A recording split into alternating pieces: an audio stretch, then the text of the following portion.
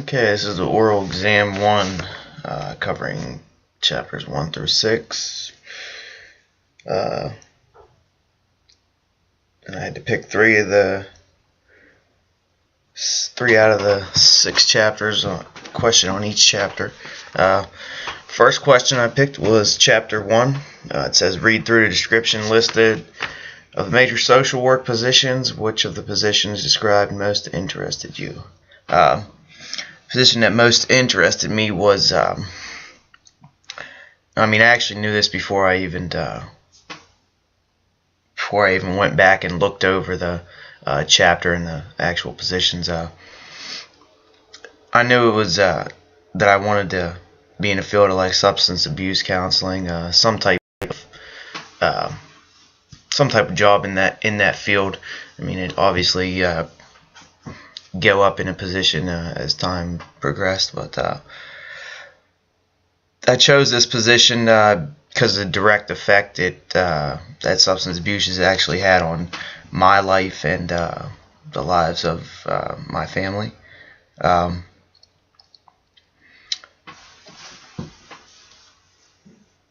I believe that it says explain your interest in this position and the impact you would hope to have as a social worker in this position. It's a position of interest because the direct effect of substance abuse has had on my life and the lives of many individuals that were close to me. This relation gives me the ability to better understand the clients with substance abuse problems because I know exactly, what they're going through and how they feel. And, that's one of the main things that, in counseling and is relation to the client. So if we automatically have that relationship and they know that, then that makes it that much easier for them to talk to me, that much easier for them to feel comfortable around me. I hope to use my past experiences with substance abuse to become a substance abuse counselor or / social worker,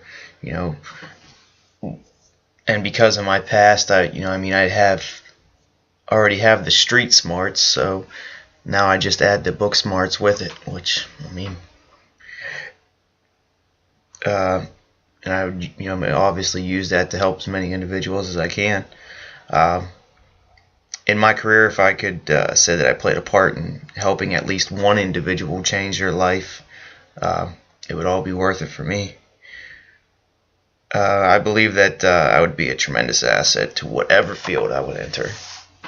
So, either way, as long as I'm helping somebody, that's all that matters to me. Okay. Next question that I chose was chapter 4. Question is, identify your culture or cultures. List 3 of the values you consider most important. Assess how or whether your culture has influenced what you hold as important values. Describe the impact your culture has on values you hold. I identify my culture as simply American. I have many values that are important to me, but my top 3 values would be respect, integrity, and achievement and success, which would be hard work.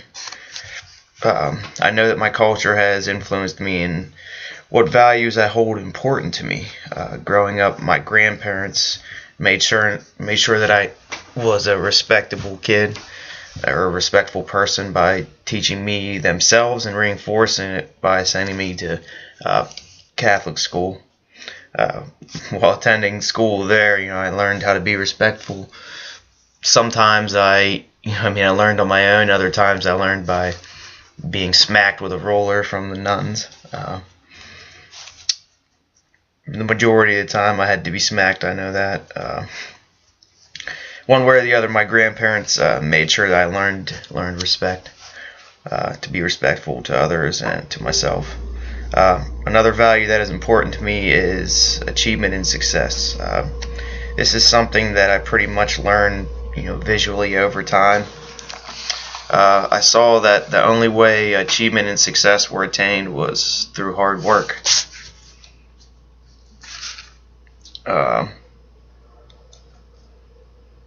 I saw my parents and my grandparents work hard to to provide for their families, and things were never easy. I know that. The third value that is important to me is honesty, integrity. This is important to me because I want to be a person of good character, just as my grandfather was. If an individual has good integrity, then that means that they are a good person in every aspect of life, pretty much. So I work on that one thing, everything else pretty much follows it. Culture that I live in today is pretty much made up of individuals that seem as if they have no values, or as if they really don't care, or they just do not apply them in their lives. I mean, I can't say that for everybody, but I'd say a majority of people, that's how it is. And if they do have values, they're poor values. I make sure to surround myself with positive people to ensure that what is important to me stays important to me, and what is important to me is actually relevant and positive in my life. Okay, so that's it for chapter 4 question. Okay, third and final question is the chapter 5 question. It states, of the interviewing skills presented in this chapter, which two do you think are most effective in assisting a client to open up and share personal information? It says, identify and explain the possible pitfalls associated with using these skills incorrectly. Okay. Of the interviewing skills in this chapter, I believe the most effective to be the reflection of feelings. I think that the majority of the time clients' problems arise because they either do not know how to deal with with certain feelings, and or they do not know how to express them properly.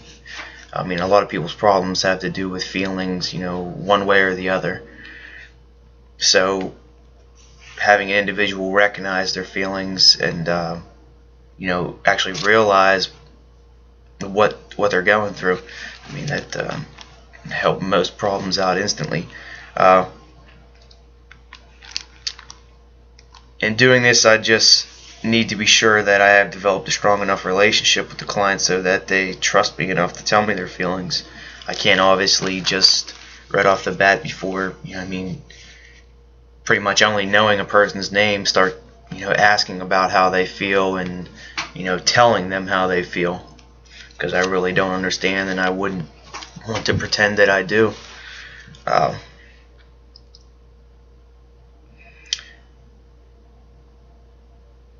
I'd want to build the trust enough for them to tell me feelings, at least the ones that they can express, or in a way that they can express them, or at least tell me.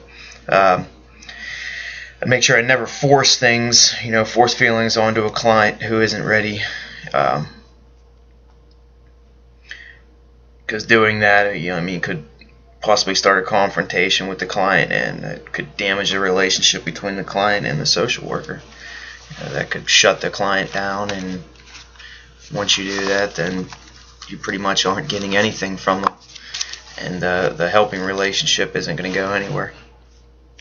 The interviewing skill that I believe to be the second most effective is the open-ended question. Asking open-ended questions give the social worker a more in-depth understanding of the client. When a social worker has more of an understanding, they are more able to effectively help the client with their issues. So obviously open-ended questions are more in-depth, so they obviously give you more of an understanding, from more aspects of what they're talking about, so you can basically visualize that and imagine that, so then you can understand better.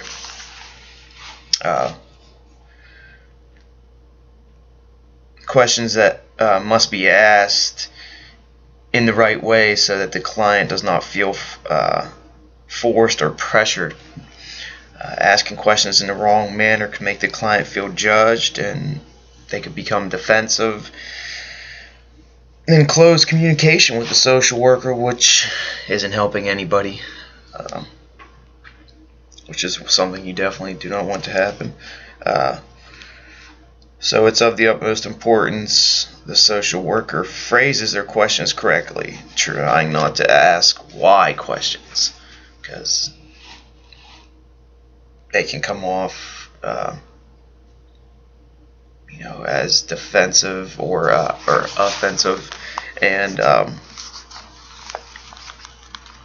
like you're judging them or placing blame on them, which is something you don't want to do. Another thing you don't want to do. Using this skill, the social worker also has to be competent of the client's culture, because in some cultures, asking questions can be seen as rude or intrusive. So you obviously want to relate to the client, and if they see you as rude or intrusive, you're not going to get anything from them, which is, again, not helping the client in his or her problems whatsoever. And that concludes this oral exam. Thank you. See you.